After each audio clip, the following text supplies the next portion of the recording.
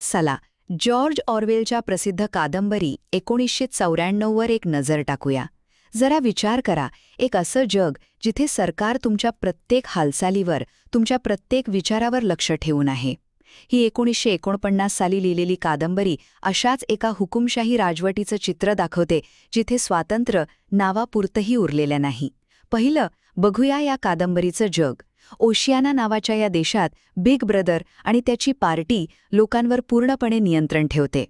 टेलिस्क्रीन नावाच्या उपकरणातून लोकांवर 24 तास पाळत ठेवली जाते.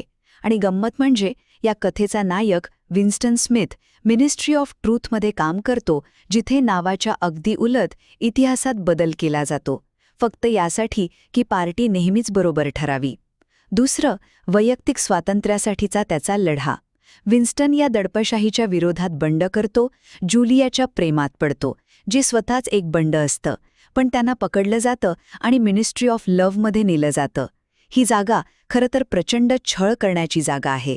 तिथे रूम 101 मध्ये विन्स्टनची हिंमत पूर्णपणे तोडली जाते आणि मग येतो तो धक्का. तो शेवटी बिग ब्रदरवरच प्रेम करायला लागतो. आणि तिसरं या कादंबरीचं आजच्या काळातलं महत्त्व. ऑरवेल आपल्याला न्यूजपीकसारखी संकल्पना देतो, म्हणजे अशी भाषा जी विचारांनाच मर्यादित करते. आणि डबल थिंक म्हणजे दोन परस्पर विरोधी गोष्टींवर एकाच वेळी विश्वास ठेवण्याची सक्ती.